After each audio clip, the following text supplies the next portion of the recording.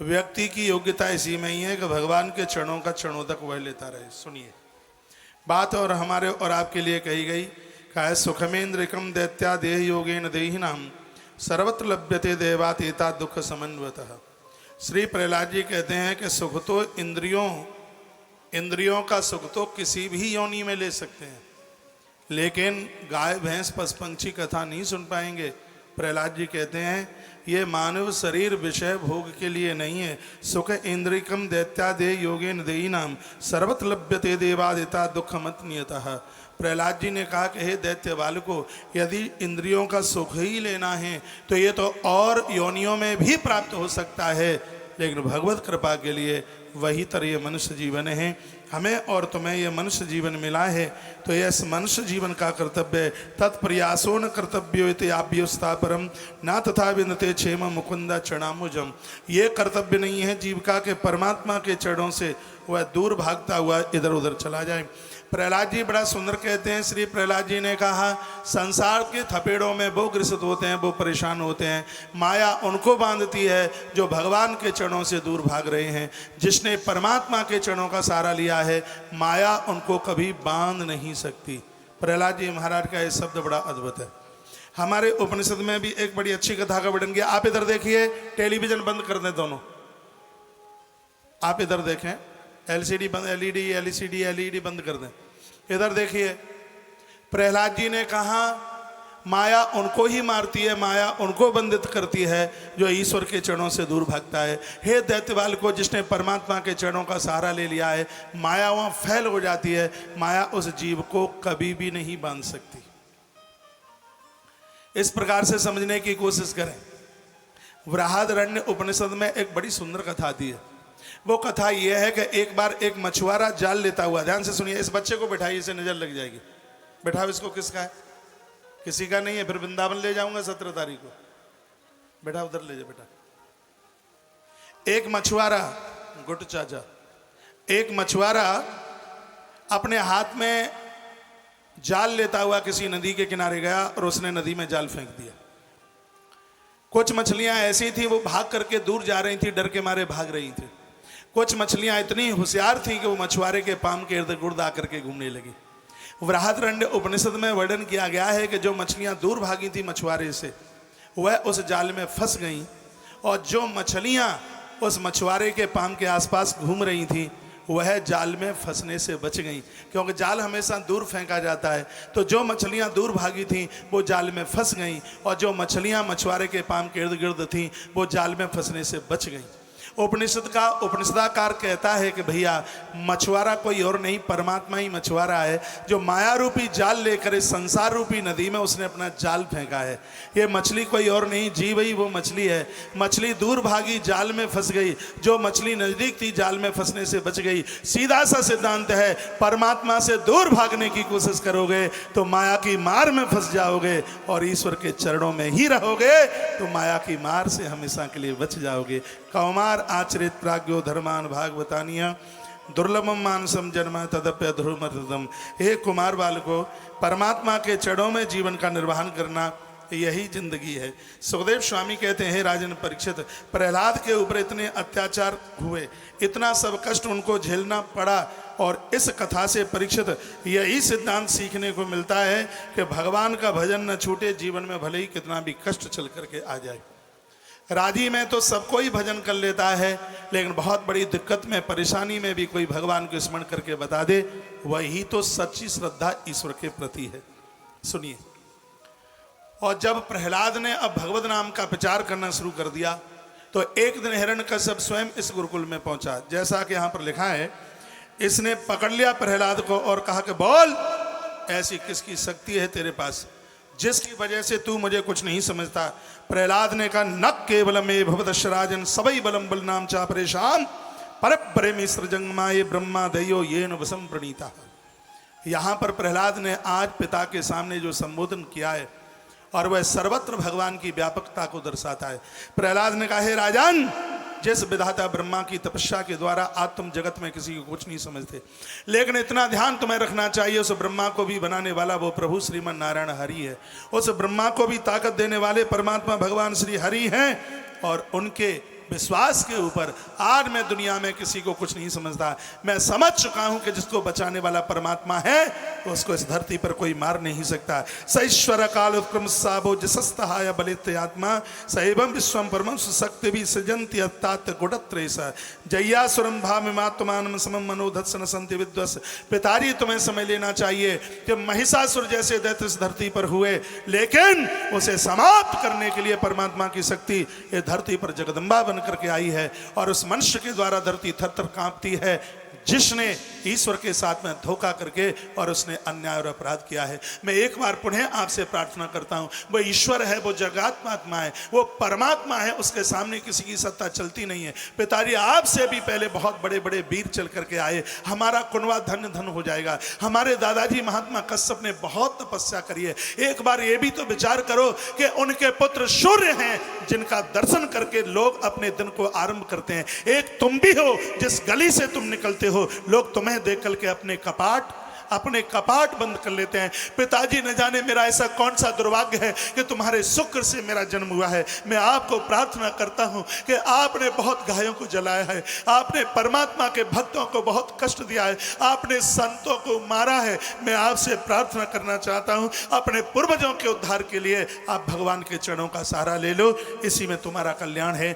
चोटी पकड़ी हिरण्यकश्यप ने, मारने को तैयार हुआ, कयादू बीच में चल करके आई और वो गिड़गिड़ाने लगी। ये धूर्त हिरण्यकश्यप कहने लगा कि बोल तेरा वह नारायण कहाँ रहता है। कहा राजन तुमसे तो प्रश्न करना भी नहीं आता, तो मैं ये पूछना चाहिए था कि मेरा भगवान कहाँ नहीं रहता। सर्वत्र तिष्ठति, ऐसी कोई जगह नहीं है जहाँ मेरे भगवान नहीं है। ये कहने लगा यस तया मंदभाग्युक्त मदन्यो जगदीश्वर कासो यद सर्वत्र कस्मा स्तंभेन दृश्यते। तो यह तेरा भगवान मुझे खम्भ में क्यों नहीं दिखाई देता। कहा पिताजी तुमने अहंकार की ऐनक लगा रखी है, जिस समय तुम अभिमान का चश्मा उतार करके रख दोगे, आपको पता है कि रेस्ट के बाद मेरी राजधानी चलती है, क्योंकि टाइम कम मिलता है। मैं 12 मिनट का दिया है, मैंने टाइम 24 मिनट लगी हैं, तो फिर वो मुझे तो कहीं ना कहीं समय कवर करना ही पड़ेगा, और कृष्ण जन्म तक जाना पड़ेगा। और सुनिए, ये भगवत कृपा है, भगवान की कृपा ही कहूँगा कि इतनी स्पीड में भी कथा चलते चलते और कोई अक्षर न चूकूं, मैं तो हनुमंत लाल जी की कृपा ही समझूंगा। एक एक बात आपके समझ में आवेगी और मुझे इस बात के लिए बिल्कुल पूर्ण रूप से भरोसा है, विश्वास है। कहा पकड़ लिया, कहा कि बोल कहाँ है तेरा भगवान। का सर्वत्र तिष्ठति, सब जगह। इस त्वया मंदभाग्युक्तो मदन्यो जगदीश्वरा क्वासो यदि सर्वत्र कस्मा स्तंभेन दृश्यते। खम्भ में मुझे दिखाई नहीं देता। कहा पिताजी आपने चश्मा अहंकार का लगाया है, जिस समय इसको तुम उतार दोगे तो कण कण में तुम्हें परमात्मा की व्यापकता नजर आएगी। और इस प्रकार से सुखदेव भगवान कहते हैं राजन, प्रहलाद जी की यह बात मुझे इतनी अच्छी लगी, जिसके ऊपर मैं द्रवीभूत हो गया। ये मन में विचार करने लगा कि यदि मेरा दुश्मन मेरे ही घर के खम्भ में आकर के छिप गया है, इस मूर्ख को ये नहीं पता परीक्षित परमात्मा खम्भ में नहीं होते, प्रहलाद जैसे भक्त के विश्वास में उनका वास होता है। ये तो अंदर खड्ग लेने के लिए गया, इधर प्रहलाद ने भगवान को कहा भगवान मैंने बोल तो दिया कि सबही देश तो पार क्यों भंगुरो यापस पे स्थिति। मैंने तो बोल दिया कि संसार के कण कण में आपकी व्यापकता है। यदि आज खम्भ से आप प्रकट नहीं हुए तो मेरा तो कुछ नहीं बिगड़ेगा, आपका विष्णु नाम है वो बदनाम हो जाएगा। परमात्मा विष्णु का अर्थ होता है जिसकी कण कण में व्यापकता है। ये बात मेरे गुरुदेव देवसी नारद जी ने बताई है। अपने नारायण शब्द को सार्थक करने के लिए गुरुदेव नारायण का अर्थ भगवान ये है कि जो संसार के कण कण में, हर जीव में, वो जड़ में, चेतन में, सब जगह व्यापक है, इसलिए उसको नारायण कहते हैं। आज अपने इस नाम को सार्थक करने के लिए हे प्रभु आपको आज इस स्तंभ में आना पड़ेगा। परीक्षित इतने में तो परमात्मा चींटी बन के सब पिलकाई चींटी बन करके ऊपर नीचे हुआ आकर के उतरने लगे। प्रहलाद समझ गए। प्रहलाद ने भगवान की स्तुति करी, भगवान को वंदन किया, प्रणाम किया, और इतने में हिरण्यकश्यप आया और हाथ में उसने तलवार संवारी और हाथ में कृपाण लेता हुआ खड्ग इसने बड़ी जोर से खम्भ के ऊपर प्रहार किया। खम्भ फाड़ करके भगवान नरसिंह प्रकट हुए। बोली नरसिंह नारायण भगवान की जय हो। जैसे भगवान प्रकट हुए आकाश में उद्घोष करने लगा, दिशाएं चिंगाड़ने लगी, सागर में उफान आने लगा। ऐसा लग रहा था आज सृष्टि में कोई जिंदा नहीं बचेगा। भगवान मंगलनाथ प्रकट हो गए। लोकानाम मंगलम नरसिंह रूपेण मध्य दृष्टम। सब देवताओं ने नरसिंह भगवान को देखा आकाशे धुंधुमियां फूसों की वृष्टि। जय जय घोष विधाता ब्रह्मा ने शंख बजाया, प्रहलाद तालियां बजाने लगे, डिम डिम घोष होने लगा, देवर्षि नारद जी की वीणा बजने लगी। आज सातों सागरों में से उफान ऐसा हो रहा था, लग रहा था कि भगवान नरसिंह देव का अभिषेक करने के लिए तैयार हो रहे हों। सुखदेव स्वामी कहते हैं, परीक्षित आज चारों वेद अंबर में प्रकट हो गए भगवान की स्तुति गाने के लिए। सब जगह आनंद हो रहा था, मंगल ध्वनि हो रही थी, क्योंकि मंगलनाथ प्रकट हो गए थे। सपाद मूले पतितम तमे कई भवस्त लोके देव कृपया प्रभुता। जिस परमात्मा के चरणों का सहारा लेकर के ये जीव कभी पतित नहीं होता, ऐसे परमात्मा जिसके सहायक बन जाए उस जीव का कल्याण कर देते हैं, ऐसे भगवान नरसिंह रूप में प्रकट हो गए। बोले नरसिंह नारायण भगवान की जय हो। भगवान ने हिरण्यकश्यप को पकड़ा, मारने की चुनौती दी और कहा, ते पाप देस्तु पारक क्या क्षणभंगुर, तेरा जीवन अब क्षणभंगुर है कि तू बचेगा नहीं, तेरा पाप चरम सीमा से ऊपर गया है। ये बोलता है कि तू मुझे नहीं मार सकता। अरे वनराज, तू कौन है, तू मुझे मारेगा? परमात्मा ने कहा कि मैं तेरी मौत, मैं तेरा काल, तू मुझसे नहीं निकल पाएगा। हिरण्यकश्यप ने अपनी आंखों को तिरछा किया, कहा, हे सुन, तो कौन होता है मुझे मारने वाला? मैंने तपस्या करी, देवता 100 वर्ष जिंदगी जीते हैं, उससे तो ज्यादा मैंने तप किया है। अपने उस बूढ़े ब्रह्मा को जाकर के पूछ लेना, जो मुझे वरदान देने को आया और मुझे बोल करके गया है कि हिरण्यकश्यप, तेरा जैसा तप तो उससे पहले किसी ने नहीं किया, बाद में भी कोई नहीं कर पाएगा। भगवान नरसिंह ने कहा, धर पापी, तेरा यही अपराध तो तुझे मुंह के, तेरा यह अहंकार ही तो तुझे मौत के मुंह में धकेलने वाला है। क्या वरदान तूने मांगा? बोलता है, ना बाह्य ना अंतर ही, ना मैं बाहर मरूं ना मैं अंतर मरूं, अंदर मरूं। भगवान ने कहा, इसलिए तो मैंने तुझे बीच देहली पर पटक करके रखा है। बोलता है, ना नीचे मरूं ना ऊपर। भगवान ने कहा, इसलिए तो तू मेरी जंगाओं में पड़ा हुआ है। बोलता है, ना दिन में मरूं ना रात में। भगवान ने कहा कि संध्या का प्रहर ये मैंने तेरे ही लिए इसको चुना है, तो मुझसे बच नहीं पाएगा। फिर यह कहने लगा कि मैंने यह भी वरदान मांगा कि मैं वर्ष के 12 महीनों में भी न मरूं। मेरे परमात्मा ने कहा, धर पापी, पहली बार ये 13वां महीना अधिक मास लोन का महीना तेरे ही लिए बना के तैयार किया है। बोलता है, मैंने ये भी मांगा, ना मैं पत्थर से मरूं ना मैं वृक्ष से मरूं। परमात्मा ने कहा, चिंता काहे क्यों करता है, तेरे लिए मुझे हथियार की जरूरत ही नहीं है, लंबे लंबे नाखून तेरे लिए लेकर के आया हूं। उसी समय भगवान नरसिंह देवता ने इसकी छाती को चीर दिया, इसकी हाथों को अपने कंठ में डाला। देवताओं ने डिमडिम घोष किया, फूलों की वृष्टि की आवाज लगाई, बोले भक्त वत्सल भगवान जय हो। परमात्मा के नाम के जय जयकारे हुए। हिरण्यकश्यप की मृत्यु हो गई। जब हिरण्यकश्यप मरा तो भगवान नरसिंह देवता ने भारी क्रोध किया। भागवत में लिखा है कि ऐसा लग रहा था कि सृष्टि का प्रलय न हो जाए। भगवान को शांत कौन करे? तो यहाँ पर लिखा है कि रूपम दृष्ट्वा संगता सतीम समीपम जगाम ताम देवी प्रेक्षता लक्ष्मी अद्भुतम रूपम दृष्ट्वा संगताम सतीम समीपम न जगाम। देवताओं ने लक्ष्मी माता को तैयार किया, सोचा कि नारायण की पत्नी है और यह अपने पति के क्रोध को ढीला कर देगी। मैया लक्ष्मी षोडश श्रृंगार करती हुई जैसे ही गई, संगता सतीम समीपम, वो पास में जाने की हिम्मत नहीं पड़ी, क्योंकि भगवान का चेहरा ही ऐसा था। ततो ब्रह्मा समीपे स्थितम प्रहलादम जगादह। उसी समय देवर्षि नारद ने कहा, अरे लक्ष्मी के द्वारा इनका क्रोध शांत होने वाला नहीं, ब्रह्मा जी तुम पिताजी स्वयं जाओ प्रहलाद के पास, क्योंकि अवतार प्रहलाद के लिए हुआ है, तो प्रहलाद ही इस रूप को शांत कर पाएंगे। उसी समय ब्रह्मा जी प्रहलाद के पास गए और जाकर के कहा, हे वत्सः तब पित्रे कुपितम ब्रह्म सस्मै प्रेष्यामासः, मैं तुम्हारे पास संप्रेषित करने के लिए आया हूँ। तुम्हारे भगवान इस समय बहुत क्रोध में हैं। बेटा कैसे भी तुम अपने भगवान को शांत कर दो, नहीं तो सृष्टि का प्रलय हो जाएगा। प्रहलाद तथे तुक्त्वा शनै शनै, प्रहलाद उसी समय धीमे धीमे समीपम गत्वा भगवान के नजदीक गए, कृतांजलि हाथ जोड़े, सन भुवि कायेन नमाम, हाथ जोड़कर मानसिक कायिक और मन वचन और कर्म से वह भगवान की स्तुति करने लगे। प्रहलाद जी ने बहुत श्लोकों में स्तुति करी है और एक एक श्लोक प्रहलाद का सुनने के लायक है। प्रहलाद जी कहने लगे कि ब्रह्मा दया सुरगणा मुनियोत सिद्धा सत्पैकतान मतयो वचसां प्रवाहै नारादितं पुरुगुडैरधुनापि पिप्रुं किं तोष्टुमर्हति शमे हरिरुग्रजाते। काय हे भगवान, मैं आपकी शरण में हूँ। मैं तो एक दैत्य कुल में मैंने जन्म लिया है, मैं आपको कहाँ क्या समझ पाऊंगा। भगवान ने प्रहलाद को कंठ से लगा लिया, गोद में बिठा लिया और अपनी जिह्वा से भगवान प्रहलाद के कपोल चाटने लगे। थोड़ा सा ध्यान दीजिए, कपोल चाटने लगे, प्रहलाद के कपोलों को सहनाने लगे। उसी समय वहाँ पर गौ माता आई। गौ माता ने भगवान नरसिंह देवता को एक नाम दिया, भक्त वत्सल। ये नाम क्यों दिया? एक बार गौ माता और भगवान नारायण में संवाद हुआ। भगवान नारायण ने कहा कि तू वत्सला है तो मैं वत्सल हूँ। गौ माता ने कहा मैं वत्सला हो सकती हूँ, तुम वत्सल नहीं हो सकते। नारायण ने कहा गाय को सो क्यों? गौ माता ने कहा मेरा बछड़ा जन्म लेता है तो मैं उसको चाट चाट करके साफ कर देती हूँ, मैं उसको इतना दुलार करती हूँ, लाड करती हूँ, मैं अपनी जिह्वा से उसके पूरे वदन को चाटती हूँ। तुमने आज तक कभी किसी भक्त को चाटा हो तो बताओ।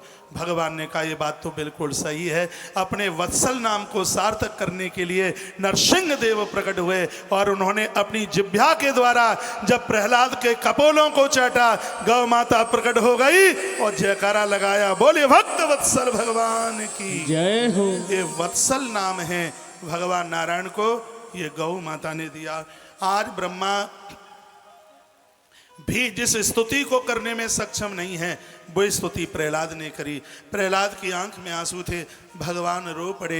एक कवि ने बड़ा सुंदर सा छंद कवित्व लिखा, बोले प्रभु प्यारे प्रिय कोमल तुम्हारे अंग, असुर ने मारे मम नाम एक गाने में, गिर से गिरायो हाय जल में डुबायो, अग्नि में सतायो कभी राखी नहीं सताने में, उर से लिपटाएं कहें प्रभु बार बार, बेटा क्षमा करो मुझे देर भई आने में, पुत्र क्षमा करो मुझे देर भई आने में, बेटा मुझे आने में देरी हो गई है।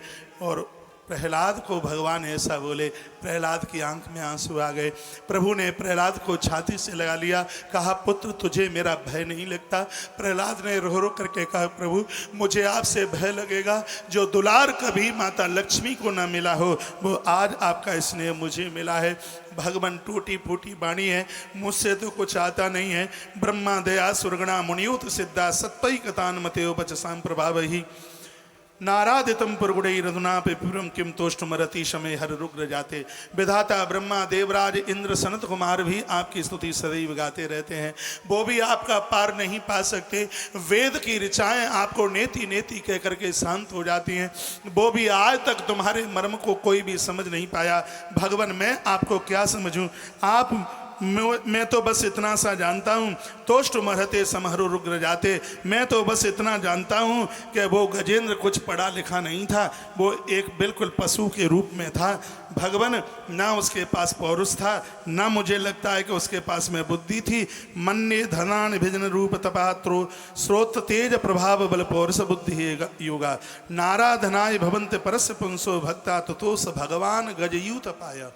भगवान एक डूबते हुए हाथी को आपने उबार दिया। देवसी नारद गुरुजी के मुख से मैंने डूबते हुए हाथी की कथा अपने माँ के उदर में सुनी। मैंने उसी समय समझ लिया कि एक पशु के रूप में जन्म लेने वाला हाथी जो आपका आह्वान करता है, आप उलाहने पैर दौड़ करके उसको कंठ लगा लेते हो। भगवान मैंने सुना है कि उस हाथी ने जिस समय अपने प्राणों को छोड़ा उसको आप अपने गरुड़ पर बिठा करके अपने धाम के लिए लेकर के गए। भगवान जिस प्रकार से गज यूथ पाया, हथनियों के यूथ का जो मालिक था वो गजेंद्र, उसके ऊपर आपने कृपा कर दी, उसके ऊपर आप रीझ गए। मेरे पास धन नहीं है, बाप की संपत्ति को मैं अपनी संपत्ति नहीं मानता, क्योंकि भगवान ये अन्याय और अपराध की दौलत है, मैं इसको कभी स्वीकार भी नहीं करूंगा। इसलिए मैं अपने आप को निर्धन मानता हूँ। धनाभिजन रूप तपा, मेरे पास में न धन है न मेरे पास में रूप है, क्योंकि दैत्य कुल में मेरा जन्म हुआ है। और भगवान आप जानते ही हैं कि निशाचरों के यहाँ जन्मे हुए कितने रूपवान हो सकते हैं। प्रहलाद कहते हैं ना मेरे पास धन है, ना मेरे पास रूप है, ना मेरे पास में भजन है, ना मेरे पास में तप है, ना मेरे पास में श्रुतियों का ज्ञान है, ना मेरे पास में तेज है, न बल है, न बुद्धि है। भगवान मैं तो बिल्कुल अनाथ हूँ, लेकिन आज अनाथ को हे प्रभु आपने सनाथ कर दिया है। आपके चरणों में मेरा पूरा कुनबा पड़ा रहे, आपके ऋण से कभी उर्ण नहीं हो सकता। मनुष्य जीवन लेना प्रभु बिल्कुल निरर्थक है, बिल्कुल धिक्कार है। वो चाहे कितना भी बड़ा वेद पाठी ज्ञानी ब्राह्मण हो, उस ब्राह्मण से तो बढ़िया वो स्वपच है जो सुबह जगते और रात को सोते समय आपका नाम ले लेता है। यहाँ बहुत बड़ी संख्या ब्राह्मणों की बैठी है, बुरा मत मानिए, मैं वही कहूँगा जो इस पन्ने में लिखा है। यहाँ प्रहलाद जी 12 भागवत में से प्रहलाद अद्भुत हैं। प्रहलाद कहते हैं कि ब्राह्मण के घर में जन्म लेने वाला व्यक्ति कभी भी संध्या कर्म नहीं करता, गायत्री नहीं जपता और जनेऊ नहीं पहनता। प्रहलाद जी कहते हैं कि श्रुति वेद को छोड़कर इधर उधर वह भटकता है, सुबह शाम कभी भी श्रीमन नारायण हरि का नाम नहीं लेता। उस ब्राह्मण से वो स्वपच बहुत ज़्यादा बढ़िया है जो सुबह जागते हुए और रात्रि को सोते समय भगवान के नाम का उच्चारण करता है। श्रीमद् भागवत जी के सप्तम स्कंद के 9 नंबर के अध्याय में 10 नंबर के श्लोक में प्रहलाद जी ने ये बात कही। कहते हैं विप्राद विश्वगुणित्वा द्रविंद नाभात पादार बिंद विमुखा सुपचे वरिष्ठम मन्ये तदप्रतम मनोवचनो हिताता प्राणम पुनाथ सकुलम न तु भूरिमान। कहा व्यक्ति सिर्फ ब्रह्म कुल में जन्म लेकर के बड़ा न बने, ब्राह्मण के घर में जन्म लेता हुआ अपनी वाणी से वो जगत का कल्याण करे, उसकी वाणी पवित्र हो, उसकी जिह्वा पावन हो। भगवान मैं जानता हूँ ब्राह्मण के मुंह से, अग्नि के मुंह से, गौ माता के मुख से, गरीब के मुख से आप भोजन करते हैं। हे परमात्मा मैं यह भी जानता हूँ आप शास्त्रार्थियों के नहीं हैं, आप योगियों के नहीं हैं, आप उनके हैं जो भजनानंदी हैं, जिनके पास दुर्गुण नहीं है किसी भी प्रकार का। आज ये समझ में आ गया है, आज आपने मेरे लिए मेरे ऊपर कृपा करी है। सुखदेव स्वामी रो पड़े। सुखदेव स्वामी ने कहा परीक्षित जिस समय तुमने मुझे ये बात कही थी कि भगवान पक्षपाती है, परमात्मा देवताओं का सहारा देते हैं और वो दैत्यों का हनन करते हैं, वो वज्र तेरी बात परीक्षित मेरे लिए वज्र जैसी मुझे घायल कर गई। ये सुन लो परीक्षित, परमात्मा पक्षपाती नहीं है। यदि दैत्यों को भी यहाँ कोई प्रहलाद जैसा जन्म लेता है तो परमात्मा उसके लिए मोटे मोटे आंसुओं से रोते हैं। ये अद्भुत कथा। प्रहलाद विप्राद विषगुणित्वा द्रविंदनाभा पादारविंद विमुखा सुपचम वरिष्ठम। यहाँ ऊंची जाति वाले द्विजातीय लोग बैठे हैं। द्विजातीय उनको कहते हैं जिनका जनेऊ हुआ है।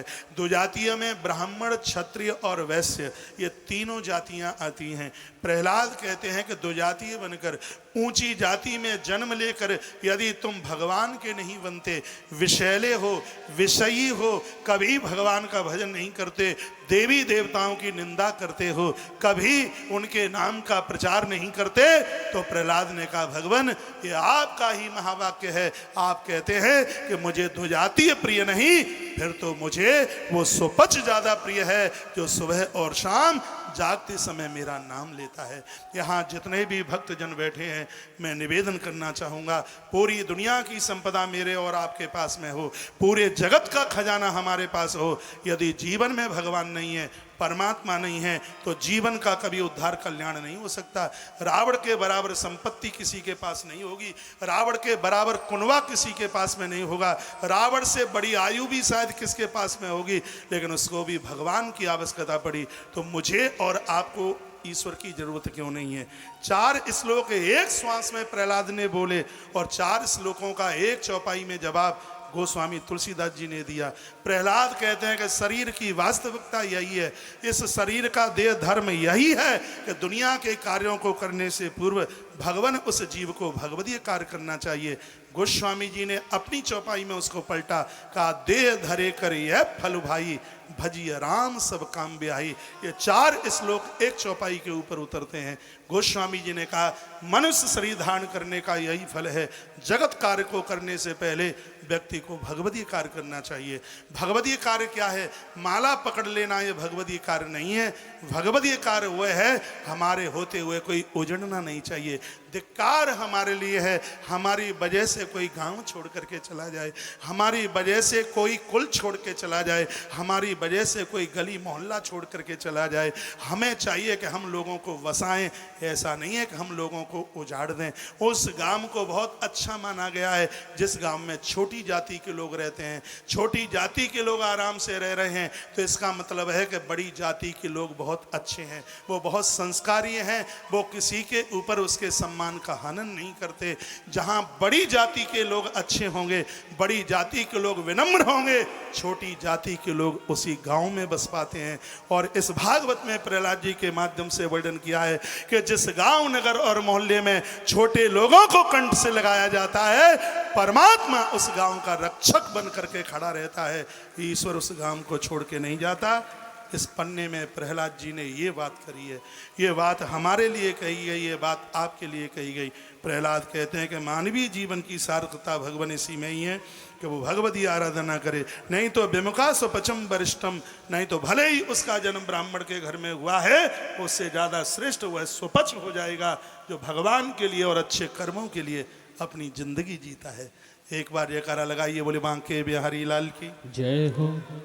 ऐसा तो नहीं है कि मेरी स्पीड में बात समझ में नहीं आ रही हो, यात्रा बहुत लंबी है, ये मुझे बार बार बोलना पड़ता है। एक बार जयकारा फिर लगाइए, बोलिए गुफा वाले हनुमान जी महाराज की जय हो। भगवान की आंख में आंसू आ गए, परमात्मा रोए और भगवान ने कहा पुत्र तुम हमसे कोई वरदान मांग लो, तुम जो मांगोगे वो मैं तुमको दूंगा। प्रहलाद ने 2 वरदान पर भगवान से मांगे। एक में तो वो अपने दैत्य बालकों के लिए भगवान का धाम, और एक अपने पिता की मुक्ति वो मांगते। प्रहलाद ने कहा भगवान थोड़ा सा आप रुकिए, आपने मुझे मांगने के लिए कहा है। नरसिंह पुराण में ये चरित्र बहुत विस्तार पूर्वक है। जो मैं आपको बोलने के लिए जा रहा हूँ वो भागवत में नहीं है, वो नरसिंह पुराण में है। 2 मिनट में वहाँ से कथा उठा करके यहाँ रख रहा हूँ। वहाँ भी भगवान ने कहा था पुत्र हमसे कुछ मांग लो, तो प्रहलाद ने कहा कि भगवान बस इतनी सी कृपा कर दो। दैत्य बालकों ने मेरे साथ बहुत संघर्ष किया है, उन्होंने भी मेरे बाप की बहुत मार खाई है। मेरे पिता ने उनकी झोंपड़ी जला दी थी, मेरे पिता ने उनके माता पिता को सूली पर चढ़ा दिया था। हे प्रभु, जो मेरे मित्र हैं उन्होंने मेरे साथ कीर्तन किया, मेरे पिता को पता चल गया, वो तलवार लेकर के आया, उसने मेरे मित्रों के पिता के गर्दन काट करके डाल दी। हे प्रभु, मैं आपके चरणों में प्रार्थना करता हूँ, एक तो मेरे मित्रों के जितने भी उनकी माताएं पिता भगनियाँ उनकी मृत्यु हुई है, उनका आप उद्धार कर दो, उनका आप कल्याण कर दो, उनको अपना निज धाम दे दो। और मैं अपने मित्रों को लेने के लिए जा रहा हूँ, एक बार उनको आप दर्शन दे दो, आपके दर्शन से वो निहाल हो जाएंगे। भगवान तब तक आप जाना मत। भगवान ने कहा कि मैं सबको अपना धाम देना चाहता हूँ, लेकिन बेटा प्रहलाद मेरा धाम कोई लेना ही नहीं चाहता। प्रहलाद ने कहा मेरे मित्र लेंगे, आप खड़े रहें भगवान, मैं अभी आता हूँ। श्री प्रहलाद जी दौड़ते हुए गए। आप बैठिए, बैठे वहीं बैठे, सुनिए, आपका ध्यान इधर हो। प्रहलाद जी चले, इधर देखिए, एक बार फिर देखें इधर। प्रहलाद जी ने रास्ते में एक गड्ढे में पड़ी हुई सुकरी को देखा, बिलबिला रही थी, कष्ट में थी, उसके देह में कीड़े पड़ चुके थे। प्रहलाद जी ने, आप बैठ जाएं,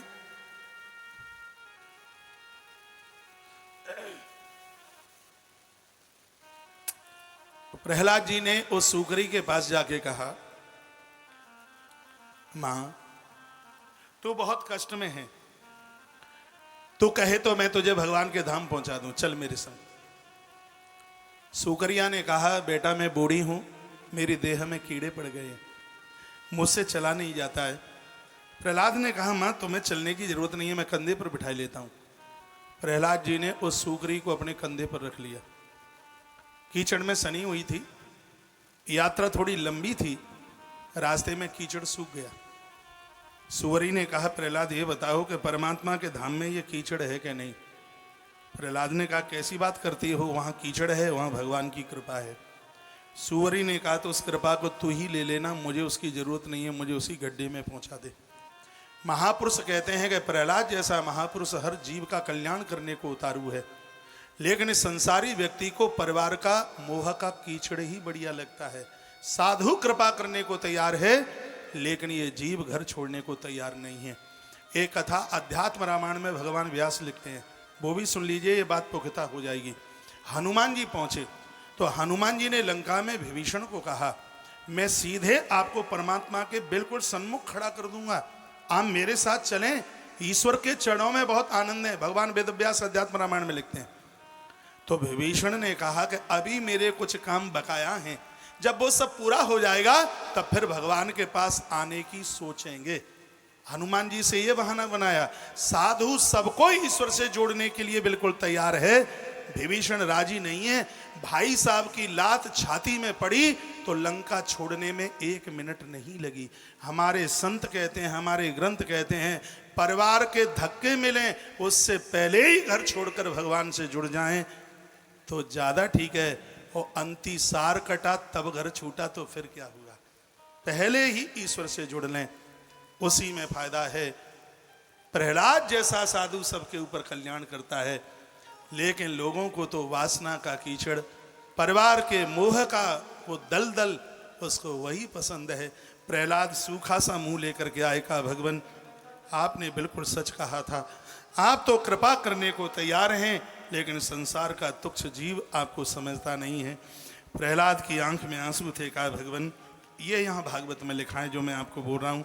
प्रहलाद ने कहा, भगवान आप मुझे ये वरदान दे दें, आपने अभी मुझे देने को कहा है, तो मेरे पिता के दोषों को भूल करके आप मेरे पिता को मुक्ति दे दें। भगवान मेरे पिता ने आपको ईश्वर नहीं माना, मेरे पिता ने आपको भगवान नहीं माना, उन्होंने आपके साथ बहुत द्रोह किया, उसने आपके साथ बहुत कलह किया। मेरे पिता के संपूर्ण दोषों को भूल करके आप उनको अपना धाम दे दें। भगवान के मुख से आवाज निकली, कहा, त्रिसप्तवी पिता पूतः, अरे मेरे लाल, जिस खानदान में तुम जैसा बच्चा जन्म ले लेता है उसकी तो 21 पीढ़ियां मेरे धाम चली जाती हैं। 7 पीढ़ी स्वयं से शुरू होती हैं, 7 पीढ़ी पिता से शुरू होती हैं और 7 पीढ़ियां पुत्र से शुरू होती हैं।